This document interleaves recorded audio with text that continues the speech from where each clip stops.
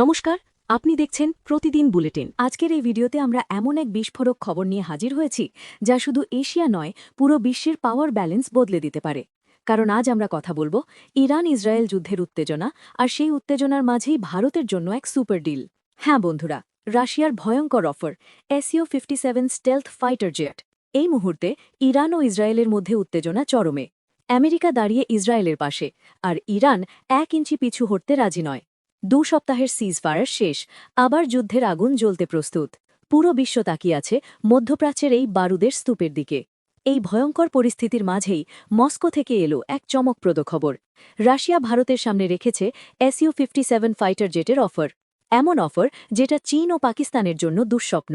বন্ধুরা, SU-57 কোনো সাধারণ জেট নয়, এটি 5th জেনারেশন স্টেলথ ফাইটার। মানে র্যাডারে ধরা পড়ে না, সুপারসনিক গতিতে ওড়ে, যুদ্ধক্ষেত্রে প্রমাণিত শক্তি। এটা শুধু ফাইটার না, এটা আকাশের হান্টার। 2030 সালের মধ্যে ভারত পেতে পারে 36 থেকে 40টি SU-57, মানে দুটো পুরো স্কোয়াড্রন। উত্তর ও পশ্চিম সীমান্তে মোতায়েন হলে চীন ও পাকিস্তানের খেলা শেষ। চীনের কাছে আছে J-20 স্টেলথ ফাইটার, কিন্তু তার স্টেলথ নিয়ে প্রশ্ন আছে। SU-57 এর শক্তি হল শক্তিশালী ইঞ্জিন, উন্নত সেন্সর, সুপার ম্যানিউভারেবিলিটি। ডগ ফাইটে প্রায় অজেয়। পাকিস্তান এখন অর্থনৈতিকভাবে দুর্বল, চীনের কাছে ভরসা করে J-31 পেতে চাইছে। কিন্তু ভারতের SU-57 এন্ট্রি হলে তারা 2 জেনারেশন পিছিয়ে যাবে। ভারতের কাছে ইতিমধ্যে আছে রাফেল, সুখোই 30 MKI। তার সাথে SU-57 যোগ হলে তৈরি হবে এক ডেডলি কম্বিনেশন। আকাশে ভারতের সম্পূর্ণ আধিপত্য। সবচেয়ে বড় ব্যাপার, রাশিয়া শুধু বিক্রি না, প্রযুক্তিও দিতে প্রস্তুত। ভারতে তৈরি maintenance hub, jet engine technology. এটা ভারতের জন্য গেম চেঞ্জার।